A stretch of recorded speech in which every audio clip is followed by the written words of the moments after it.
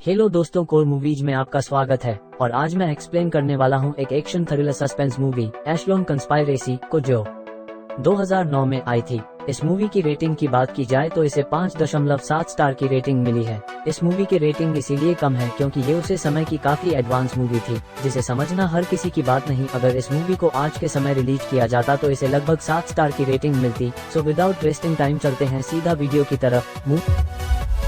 Movie की शुरुआत में हम एक औरत को देखते हैं जो स्टेशन पर ट्रेन के आने का वेट कर रही थी। तभी उसके मोबाइल में एक मैसेज आता है, वो मैसेज पढ़ती है। तब तक ट्रेन भी आ चुकी थी लेकिन वो औरत ट्रेन में नहीं चढ़ती और ट्रेन निकल जाती है। ट्रेन के जाने के बाद लेडी ट्रेन के टनल में जाती है जहाँ कुछ नंबर्स लिखे थे। उसके मोबाइल में मैसेज आया था कि उसके सवाल का जवाब ट्रेन टनल के अंदर 1114 नंबर की जगह पर मिलेगा। वो टनल में उस जगह पर जाती है जहाँ वो नंबर लिखे थे, लेकिन तभी वहाँ ट्रेन आ जाती है। लेडी अपनी जान बचाने के लिए दूसरे ट्रैक पर कूदती है लेकिन दूसरी तरफ से भी ट्रेन आ जाती है और वो औरत वही मारी जाती है।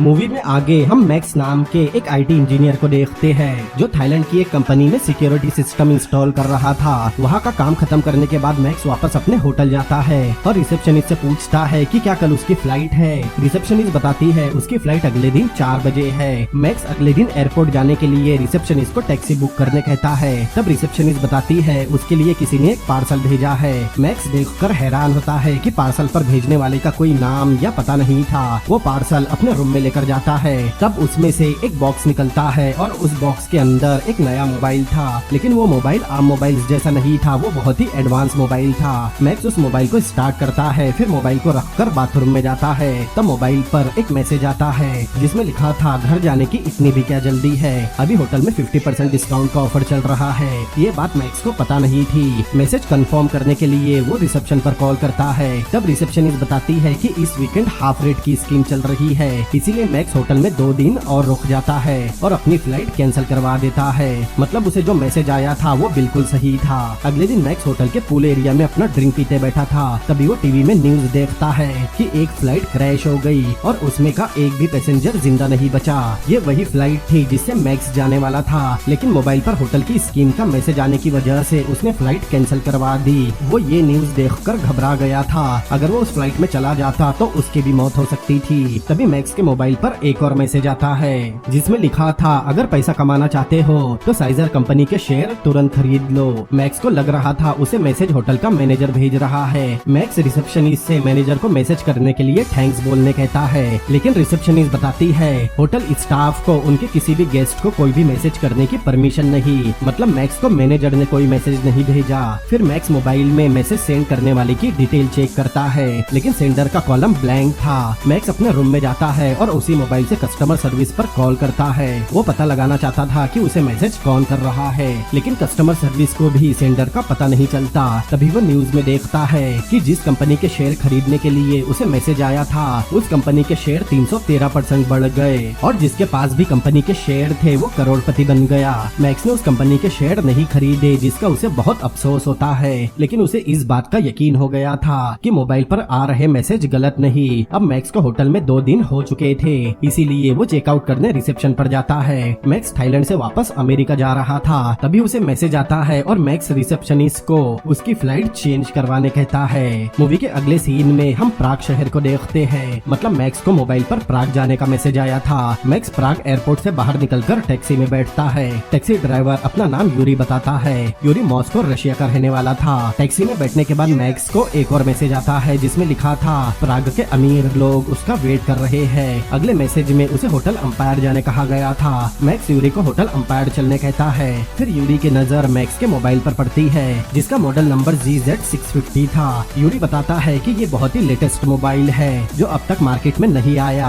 मैक्स कहता है ये मोबाइल उसे गिफ्ट में मिला था। फिर यूरी मैक्स को अपना कार्ड देकर कहता है कि वो मोबाइल और एसेसरीज का भी बिजनेस करता है और मोबाइल से जुड़ी हर तरह की सर्विस भी देता है। अब मैक्स होटल अंपायर पहुंच गया था। वो वहाँ एक स्वीट बुक करता है। अपने स्वीट में जाने के बाद मैक्स DHL कुरियर सर्विस को कॉल करके उस मोबाइल के बारे में पूछता है जो उसे गिफ्ट के तौर पर एक पार्सल में मिला था, लेकिन DHL कंपनी अपनी पॉलिसी की वजह से सेंडर की इन्फॉर्मेशन नहीं देते। मैक्स कॉल पर बात कर ही रहा था तभी मोबाइल पर मैसेज आता है जिसमें लिखा था उसे होटल के कसिनो में 13 नंबर की मशीन पर खेलना चाहिए। फिर मैक्स कसिनो में जाकर 13 नंबर की मशीन ढूंढता है, लेकिन उस मशीन पर पहले से एक आदमी खेल रहा था। था। मैक्स मशीन के पास जाता है, तब मोबाइल पर मैसेज आता है जिसमें लिखा था 3 स्पिन के बाद चौथे स्पिन में उसे जैकपॉट लगेगा। मैक्स पहले से खेल रहे आदमी को मशीन छोड़ने 100 यूरो ऑफर करता है और वो आदमी मान भी जाता है। 100 यूरो लेकर वो वहाँ से चला जाता है।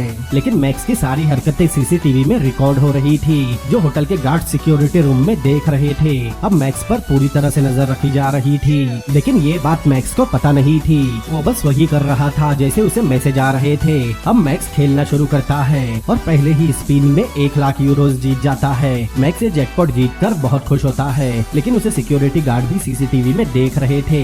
जैकपॉट खेलने के बाद एक गार्ड अपने मैनेजर को सीसीटीवी फुटेज दिखाता है कि मैक्स ने एक आदमी को 13 नंबर की मशीन छोड़ने पैसे दिए और उसके जाने के बाद मैक्स ने उस मशीन में 1 लाख यूरोज का जैकपॉट जीता। मानो उसे पहले से पता हो कि इस मशीन पर वो जीतेगा। मैनेजर का नाम जॉन था। जॉन अपने एक कलीग से मैक्स के बारे में पता लगाने कहता है, तब वो लेडी अपने सिस्टम पर चेक करती है। दरअसल मैक्स ने चेकिंग करने उस समय अपना क्रेडिट कार्ड इस्तेमाल किया था, इसीलिए सिस्टम में मैक्स की पूरी जानकारी आ गई थी। तब जॉन सिक्योरिटी टीम को मैक्स पर नजर रखने कहता है। उधर मैक्स को 1 लाख यूरो का चेक मिल गया था। तभी उसे मोबाइल पर मैसेज आता है जो उसे टेबल नंबर 6 पर ब्लैक जैक खेलने बोल रहा था। तब मैक्स चेक को कैश करने की बजाय और चिप्स लेता है और मैसेज में बताए टेबल पर खेलने जाता है। टेबल पर बैठने के बाद मैक्स को मैसेज आता है कि वो एक बार में ही सारे पैसे दांव पर लगा दे। मैक्स वैसा ही करता है और फिर से एक बहुत बड़ा अमाउंट जीत जाता है। अब जॉन को मैक्स पर पूरा शक हो गया था। वो सीसीटीवी की रिकॉर्डिंग रिप्ले करके देखता है। तब उसे पता चलता है मैक्स खेलने से पहले अपने मोबाइल में देख रहा था। जब मैक्स अपनी जीती हुई चिप्स कैश काउंटर पर ले जाता है, तब एक गार्ड आकर मैक्स को बताता है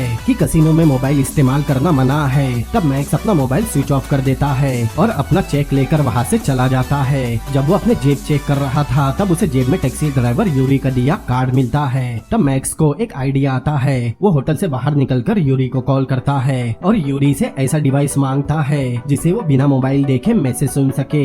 इसके लिए यूरी थोड़ा समय मांगता है। अगले सीन में हम देखते हैं मैक्स अपने रूम में वापस जा रहा था। तब वहाँ उसे कपल लड़ाई करते हुए दिखाई देता है। मैक्स को वो लड़की बहुत पसंद आई थी। लड़की का नाम कामिला था। कामिला वहाँ से जाने लगती है। तब उसका बॉयफ्रेंड उसे रोकने आगे बढ़ता है। तब मैक्स उसे रोकने की कोशिश करता है, लेकिन कामिला का बॉयफ्रेंड उसे एक मुक्का मार देता है, जिससे मैक्स वही गिरकर बेहोश हो गया था। तब कामिला उसके पास आती है और मैक्स के पॉकेट से मोबाइल निकालती है। मोबाइल निकालने के बाद वो मोबाइल से सिम कार्ड निकाल कर उसका सारा डेटा एक डिवाइस के जरिए अपने पेन ड्राइव में ले लेती है। जो उसका बॉयफ्रेंड होने का नाटक कर रहा था वो वहाँ से चला गया था, लेकिन कामिला मैक्स के होश में आने तक वही रुकती है। कुछ देर बाद मैक्स को होश आता है। कामिला उसे उठाती है और अपने बॉयफ्रेंड की तरफ से उससे माफी मांगती है। कुछ देर बात करने के बाद मैक्स को यूरी का कॉल आता है। वो उसे होटल की पार्किंग में मिलने बुला रहा था। फिर मैक्स कामिला को ड्रिंक ऑफर करता है। कामिला कहती है अभी तो उसे जाना है, लेकिन बाद में वो उसके रूम में कॉल करेगी। अगले सीन में हम देखते हैं जॉन जो कसिनो का मैनेजर था, वो सिस्टम में चेक करता है कि मैक्स के मोबाइल में मैसेज कहाँ से आ रहे हैं। मतलब कामिला ने मैक्स के मोबाइल से जो डाटा कॉपी किया था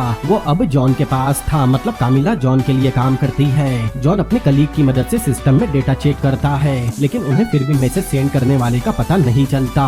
उधर मैक्स यूरी से पार्किंग में मिलता है। तब यूरी उसका मोबाइल लेकर एक text to speech bluetooth transmitter connect करता है। जब मैक्स ट्रांसमीटर को अपने कान में लगाता है, तब वो सारे मैसेज ट्रांसमीटर की मदद से सुन सकता था। यूरी देखता है मैक्स के मोबाइल पर जो मैसेज आए हैं वो अननोन है। ये बात यूरी को अजीब लगती है। तब मैक्स उसे सेंडर का पता लगाने कहता है। यूरी कहता है वो इसका पता लगा सकता है, लेकिन उसे मॉस्को आना होगा, क्योंकि उसके सारे इक्विपमेंट्स मॉस्को में ही है जिनकी मदद से वो सेंडर का पता लगा सकता है। आगे मैक्स को एक और मैसेज आता है जो उसे कसिनो के ईस्ट विंग के कैसल स्लॉट पर जाने कहता है। मैक्स वापस कसिनो में आता है, लेकिन सिक्योरिटी गार्ड को वो कैमरा में दिख गया था। वो मैक्स पर फिर से नजर रखते हैं। फिर मैक्स को एक और मैसेज आता है जो उसे पूल में ज्यादा से ज्यादा बेट लगाने कहता है। मैक्स मशीन पर जाकर 3 मिलियन यूरो के लिए बेट खेलता है। जॉन कैमरा में देखकर समझ गया था कि मैक्स कोई चीटिंग करके 3 मिलियन यूरो जीत जाएगा। वो सिक्योरिटी रूम से मैक्स को रोकने भागता है। उधर मैक्स मशीन पर बेट खेल चुका था और खुशकिस्मती से वो 3 मिलियन यूरो जीत भी जाता है। उस वक्त कसिनो में जितने भी लोग थे वो सब अपना गेम छोड़कर मैक्स को ही देख रहे थे। सारे लोग उसके लिए तालियां बजाते हैं। तब मैक्स भी बहुत खुश होता है, लेकिन उसने गार्ड्स को अपनी तरफ आते हुए देख लिया था, इसीलिए वो वहाँ से भागने लगता है। मैक्स जैसे ही होटल से बाहर निकलता है, तब एक FBI एजेंट ग्रैंट उसे पकड़ लेता है। तब तक जॉन भी वहाँ पहुँच गया था। जॉन एजेंट ग्रैंट से मैक्स को उसके हवाले करने कहता है, लेकिन ग्रैंट कहता है मैक्स उसके साथ जाएगा। तब जॉन कहता है कि अब वो FBI में काम नहीं करता, इसीलिए ग्रैंट उसे ऑर्डर नहीं दे सकता। यहाँ हमें पता चलता है जॉन कैसीनो का मैनेजर बनने से पहले FBI में काम करता था, लेकिन ग्रैंट जॉन की बात नहीं मानता और मैक्स को अपने साथ ले जाता है। आगे हम देखते हैं ग्रैंट मैक्स को पुलिस स्टेशन नहीं बल्कि एक टूटी हुई बंद बिल्डिंग में ले जाता है और वहाँ उसके ऑफिसर मैक्स को एक चेयर से बांध देते हैं। फिर ग्रैंट मोबाइल के बारे में पूछता है, लेकिन मैक्स को मोबाइल के बारे में कुछ नहीं पता। ग्रैंट को लग रहा था मैक्स ने अपने क्रेडिट कार्ड का इस्तेमाल करके मोबाइल ऑनलाइन खरीदा होगा ताकि वो कैसीनो में चीटिंग करके पैसे जीत सके। मैक्स बताता है कि उसे मोबाइल एक कुरियर के जरिए मिला था जिसमें पार्सल भेजने वाले का नाम या पता नहीं था। ग्रैंट यूरी को भी जानता था। यूरी मॉस्को का एक फेमस हैकर है और उसने यूरी और मैक्स को एक इक्विपमेंट देते हुए भी देखा। मैक्स बताता है यूरी मोबाइल के बारे में कुछ नहीं जानता और वो उससे आज ही मिला। तब ग्रैंट गन पॉइंट पर मैक्स से पूछता है कि उसे मैसेज कौन भेज रहा था। मैक्स काफी डर गया था, लेकिन तब भी वो यही कहता है कि वो मैसेज भेजने वाले के बारे में कुछ नहीं जानता। तब ग्रैंट मैक्स पर यकीन करता है और वहाँ से चला जाता है। अगले सीन में हम देखते हैं जब ग्रैंट अपने ऑफिस में था तब वहाँ जॉन आता है और मैक्स के बारे में पूछता है। तब ग्रैंट बताता है कि वो बहुत दिनों से इन्वेस्टिगेशन कर रहा था। तब उसे पता चला कि कुछ लोगों को उनके मोबाइल पर फाइनेंशियल टिप्स के टेक्स्ट मैसेज आ रहे हैं और जितने भी लोगों को मैसेज आए वो सब अमेरिकन थे। फिर हम फ्लैशबैक में कुछ लोगों को देखते हैं जिन्हें ऐसे ही मैसेज मिले थे। उन मैसेज में सबको किसी न किसी कंपनी के शेयर खरीदने की टिप्स मिली थी और उन्होंने उन टिप्स की मदद से लाखों डॉलर भी कमाए, लेकिन उन सबके मोबाइल पर सेंडर का पता नहीं चला। जॉन कहता है अगर सेंडर का पता नहीं चला तो उसने उन लोगों से पूछताछ क्यों नहीं की जिन्हें ये मैसेज आ रहे थे। ग्रैंट बताता है वो यही करने वाला था, लेकिन उससे मिलने से पहले ही वो सभी लोग मारे गए। तब हम फ्लैशबैक में उन सभी लोगों को मरा हुआ देखते हैं। ये सुनकर जॉन भी ग्रैंट की मदद करने तैयार हो गया था। फिर जॉन और ग्रैंट मैक्स को खोलते हैं। ग्रैंट मैक्स को ऑप्शन देता है या तो उनकी मदद करे या फिर फ्रॉड करके कैसीनो से पैसे जीतने के जुर्म में जेल जाए। तब मैक्स FBI की मदद करने मान जाता है। फिर ग्रैंट मैक्स का मोबाइल अपने पास रख लेता है और जॉन मैक्स को अपने साथ होटल ले जाता है। मैक्स के जाने के बाद ग्रैंट बर्क को कॉल करता है जो अमेरिका की नेशनल सिक्योरिटी एजेंसी NSA का प्रेसिडेंट है। बर्क एशलॉन सिस्टम के जरिए मैक्स पर नजर रख रहा था और उसी ने ग्रैंट को भी मैक्स के बारे में बताया था। ग्रैंट कॉल करके बर्ग को बताता है उसने मैक्स को पकड़ लिया, लेकिन उन्हें अब भी मैसेज भेजने वाले का पता नहीं चला। अगले सीन में हम देखते हैं जॉन होटल के ओनर मिस्टर मुलर से मिलता है। मुलर जॉन से मैक्स के बारे में पूछता है और उसे पता लगाने कहता है कि मैक्स ने फोन की मदद से 3 मिलियन यूरो का जैकपॉट कैसे जीत लिया। उधर मैक्स अपने रूम में था तब कामिला उसे कॉल करके एक बार में बुलाती है। दोनों कुछ देर बातें करते हैं। तभी वहाँ FBI का एक एजेंट आता है जो उस पर पहले से नजर रख रहा था। वो उसे अपने साथ ले जाता है। आगे ग्रैंट मैक्स को बताता है सेंडर का पता लगाने के लिए उन्हें 3 मैसेजेस की जरूरत होगी। जैसे ही तीसरा मैसेज मोबाइल पर आएगा उन्हें सेंडर का पता चल जाएगा। फिर जॉन मैक्स को उसकी जीती हुई चिप्स देकर वापस कैसीनो में भेजता है ताकि मोबाइल पर मैसेज आना शुरू हो जाए। उधर बर्ग भी 3 मैसेज आने का वेट कर रहा था ताकि वो अपने एशलॉन सुपर कंप्यूटर से मैसेज के सोर्स का पता लगा सके। कैसीनो में जाने के बाद मैक्स अपने मोबाइल को स्विच ऑन करता है। तभी कुछ देर में मोबाइल पर मैसेज आता है जो उसे VIP ब्लैक जैक खेलने कहता है। पहला मैसेज आते ही NSA के लोगों को पता चल गया था कि मैक्स को मैसेज आना शुरू हो गए। सब तैयारी में थे कि जल्दी से जल्दी सेंडर का पता लगाया जा सके। मैक्स अपनी चिप्स लेकर टेबल पर बैठता है। तभी उसे दूसरा मैसेज आता है जो उसे पूरी बेट एक साथ खेलने कहता है। अब NSA को दूसरे मैसेज का भी पता चल गया था। तब NSA मतलब बर्ग को पता चलता है कि मोबाइल पर मैसेज US टेरिटरी से आ रहे हैं। अब तीसरा मैसेज आते ही उन्हें सेंडर का पता चल जाएगा। उधर मैक्स खेलना शुरू करता है, लेकिन उसे वो कार्ड नहीं मिलते जो मैसेज में उसे खेलने कहा गया था। मैक्स वहाँ एक बड़ी रकम हार जाता है और उसे कोई मैसेज भी नहीं आता। हारने के बाद मैक्स वहाँ से उठकर जाने लगता है। तब फाइनली उसे तीसरा मैसेज आता है कि ये उसके लिए एक वार्निंग थी, अगर अगली बार वो मैसेज स्विच ऑफ करेगा तो वो मारा जाएगा। उधर NSA में तीसरे मैसेज का पता लगाया जा रहा था। वहाँ के वर्कर्स को पता चलने ही वाला था मैसेज कौन भेज रहा है, लेकिन तभी बर्ग NSA के पूरे सिस्टम को तुरंत शट डाउन करने कहता है। किसी को समझ नहीं आता बर्ग अचानक ऐसा क्यों बोल रहा है, क्योंकि उन्हें सेंडर का पता चलने ही वाला था। लेकिन बर्ग NSA का प्रेसिडेंट था, इसीलिए उन्हें बर्ग की बात माननी पड़ती है और सिस्टम बंद कर दिया जाता है। फिर बर्ग ग्रांट को कॉल करके मिशन रोकने कहता है और उसे बताता है मैसेज का सोर्स कोई और नहीं बल्कि NSA का एशलॉन सुपर कंप्यूटर ही है। उधर एक FBI एजेंट मैक्स को कैसीनो से बाहर ले जाता है और मैक्स के मना करने के बाद भी मोबाइल बंद कर देता है और उसे ग्रैंट और जॉन के पास ले जाता है। तब ग्रैंट बताता है कि मिशन रोक दिया गया, लेकिन वो एशलॉन सुपर कंप्यूटर वाली बात किसी को नहीं बता सकता। लेकिन जॉन को एशलॉन के बारे में पहले से पता था। अब जॉन के मुंह से सुनकर मैक्स को भी पता चल गया था, इसीलिए इसीलिए ग्रैंट दोनों को अपना मुंह बंद रखने कहता है और वहाँ से चला जाता है। ग्रैंट के जाने के बाद मैक्स जॉन से एशलॉन के बारे में पूछता है। तब जॉन बताता है एशलॉन एनएसए का सेंट्रल कंप्यूटर है, मतलब जो भी मैक्स को मैसेज भेज रहा था वो एनएसए के सिस्टम का इस्तेमाल कर रहा है, मतलब किसी ने एनएसए के एशलॉन सिस्टम को हैक कर लिया। इसीलिए बर्ग ने एनएसए के सिस्टम को तुरंत बंद करने कहा। उधर जॉन होटल ओनर मूलर को बताता है कि किसी ने एनएसए के सुपर कंप्यूटर को हैक किया और उसी की वजह से मैक्स ने इतने पैसे जीते। तब मूलर जॉन को मैक्स का पीछा करने कहता है ताकि उसे पता चल सके एशलॉन सुपर कंप्यूटर किसने हैक किया। आगे हम मैक्स को देखते हैं जो कामिला के साथ अपने घर पर था। दोनों अब एक दूसरे से प्यार करने लगे थे। दोनों मैक्स के घर में टाइम स्पेंड कर रहे थे। अगली सुबह कामिला को जॉन का कॉल आता है। वो कामिला से कहता है जब तक वो वहाँ पहुँच नहीं जाता उसे मैक्स को बाहर जाने से रोकना होगा। वही मैक्स का मोबाइल जो अब ग्रैंड के पास है, उस पर मैसेज आता है जिसमें एक एड्रेस दिया गया था और लिखा था सुबह 10 बजे मैक्स को उस एड्रेस पर पहुंचना होगा। अब अगली सुबह ग्रैंट मैक्स की जगह अपने एक एजेंट को उस एड्रेस पर भेजता है और खुद दूर खड़ा होकर नजर रखता है। वो एजेंट मैक्स की तरह ही दिख रहा था। एजेंट एक सिग्नल के पास खड़ा होता है, तब अपने आप ही सिग्नल के लाइट ग्रीन हो जाते हैं। फिर मोबाइल जो अभी उस एजेंट के पास था उस पर मैसेज आता है कि उसे रोड क्रॉस करना होगा। एजेंट रोड क्रॉस कर ही रहा था, तभी सारे सिग्नल के लाइट बदलने की वजह से एजेंट का एक्सीडेंट हो जाता है और वो वही मारा जाता है। अगर उसकी जगह मैक्स होता तब शायद मैक्स के साथ भी यही होता।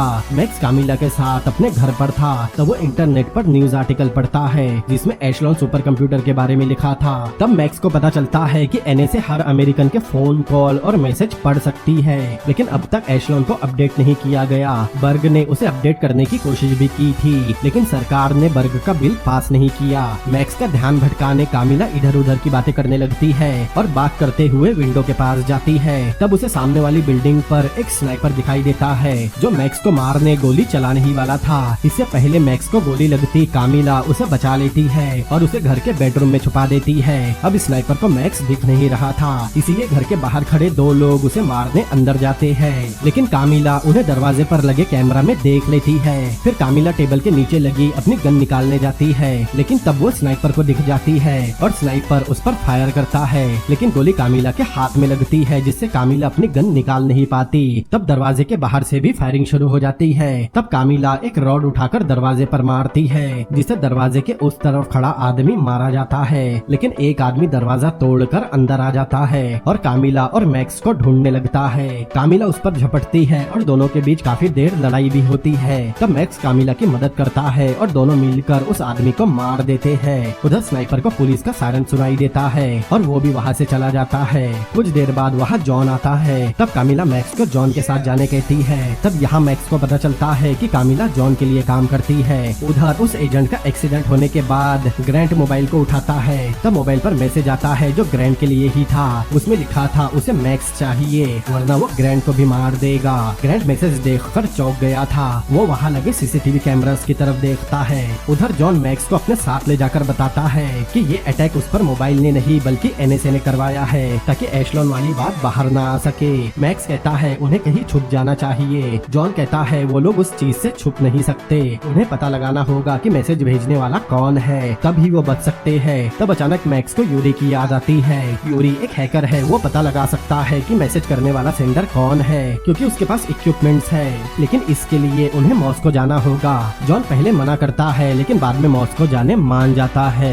अगले सीन में हम देखते हैं जॉन और मैक्स मॉस्को के एयरपोर्ट से बाहर निकलते हैं, लेकिन वहाँ लगे सीसीटीवी कैमरा में मैक्स नजर आ गया था, जिसे एनएसए के प्रेसिडेंट बर्ग को पता चल गया था कि मैक्स मॉस्को में है। मैक्स के पास यूरी का दिया कार्ड था, इसीलिए उसे यूरी का एड्रेस पता था। उधर बर्ग ग्रैंड को मैक्स की लोकेशन बता देता है। वही दूसरी तरफ जॉन और मैक्स यूरी के घर पर आए थे। मैक्स यूरी को मैसेज भेजने वाले सेंडर का पता लगाने कहता है। यूरी को इस काम में 3 घंटे लगने थे, इसीलिए मैक्स और जॉन बाहर घूमने निकलते हैं। तब जॉन बताता है वो पहले FBI में था, लेकिन वो एशलॉन के खिलाफ था। उसने गवर्नमेंट से एशलॉन को रोकने की रिक्वेस्ट भी की थी, लेकिन सरकार ने उसकी बात नहीं मानी, इसीलिए उसने FBI छोड़ दी। कुछ देर बात करने के बाद दोनों वापस यूरी के घर पर आते हैं। तब तक यूरी ने भी सेंडर का पता लगा लिया था। यूरी दोनों को अपना सिस्टम दिखाकर बताता है कि किसी ने भी एशलॉन सुपर कंप्यूटर को हैक नहीं किया, बल्कि एशलॉन सुपर कंप्यूटर खुद मैसेज भेज रहा है। ये सुनकर जॉन और मैक्स हैरान होते हैं। जॉन को यकीन नहीं हो रहा था। तब यूरी दोनों को अपने सिस्टम में दिखाता है कि मैक्स जिस फ्लाइट से अमेरिका जाने वाला था वो फ्लाइट क्रैश हो गई, लेकिन उस प्लेन की खराबी के बारे में एशलॉन पहले से जानता था,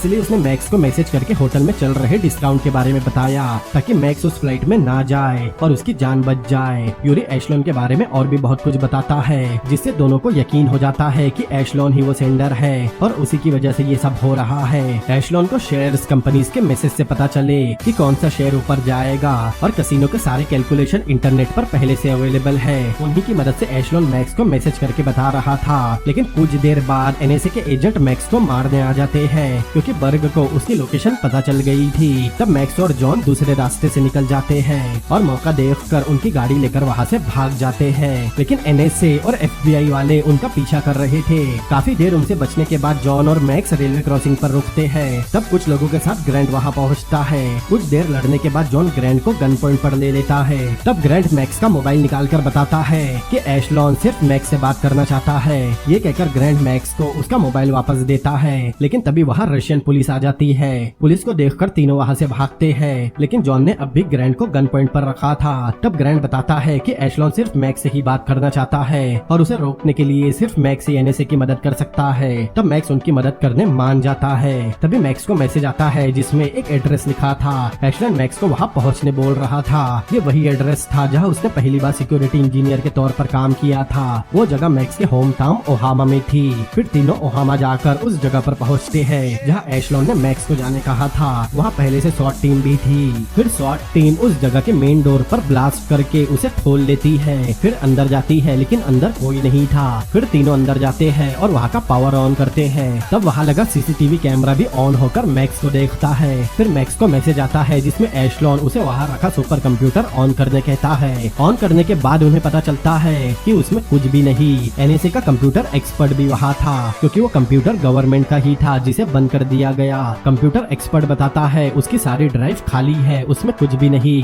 फिर ग्रैंट सबको वहाँ से बाहर जाने कहता है। सबके बाहर जाते ही उसमें कुछ एक्टिविटीज होती है। तब ग्रैंट बताता है जिसने भी एशलोन को बंद करने की कोशिश की वो सब मारे गए और उनमें से किसी एक के क्रेडिट कार्ड का इस्तेमाल करके एशलोन ने मैक्स के लिए वो मोबाइल खरीदा था, लेकिन मैक्स भी किसी तरह एशलोन सुपर कंप्यूटर को शट डाउन करना चाहता था। फिर मैक्स देखता है एशलोन खुद को अपग्रेड कर रहा है। तब ग्रैंड मैक्स को कंप्यूटर शट डाउन करने कहता है। मैक्स शट डाउन करने ही वाला था तब उसे मैसेज आता है जिसमें लिखा था ऐसा करने की कोशिश भी मत करना। फिर मैक्स कंप्यूटर स्क्रीन पर फाइनेंशियल रिकॉर्ड देखता है, मतलब उसने अमेरिका का सारा पैसा अपने कब्जे में ले लिया था। अगर किसी ने भी उसे शट डाउन किया तो सारा फाइनेंशियल रिकॉर्ड गायब हो जाएगा और अमेरिका दिवालिया हो जाएगा। उधर ग्रैंड बर्ग को बताता है कि एशलोन को शट डाउन करना ही होगा, लेकिन बर्ग कहता है कि प्रेसिडेंट के ऑर्डर है, उन्हें एशलोन को बचाना है। दरअसल बर्ग भी यही चाहता था कि एशलोन को अपग्रेड किया जाए, लेकिन उसका बिल पास नहीं किया गया। इसलिए बर्ग कहता है जो भी एशलोन को शट डाउन करने का सोचेगा उसे मार दिया जाएगा,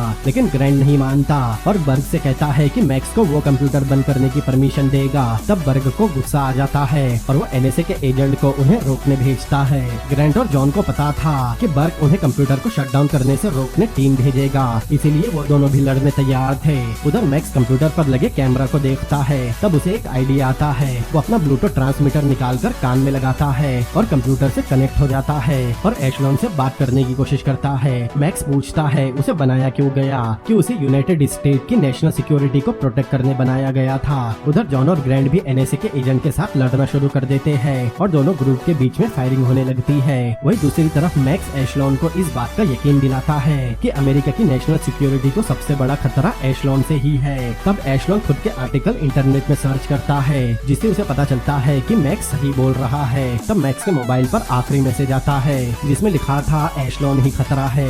एशलोन सुपर कंप्यूटर सारा फाइनेंशियल डेटा रिलीज करके खुद को शट डाउन कर देगा। कंप्यूटर शट डाउन होने के बाद एनएसए के एजेंट मैक्स को गिरफ्तार कर लेते हैं। कुछ दिनों बाद कामिला मैक्स की बेल करवाती है।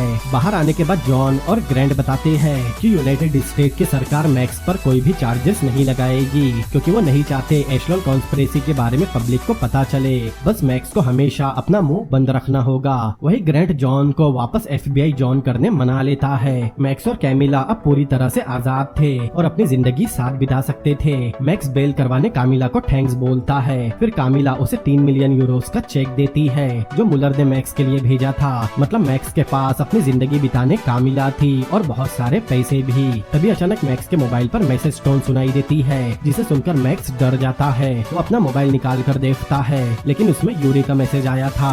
अगले सीन में हम हम यूरी को देखते हैं। इसके बाजू में रशियन आर्मी का सूट था, मतलब वो रशिया का कोई बड़ा ऑफिसर था जो एशलॉन सुपर कंप्यूटर के मिशन पर था। यूरी जाकर अपने सीनियर से मिलता है और उन्हें बताता है कि वो अपने मिशन में कामयाब हुआ।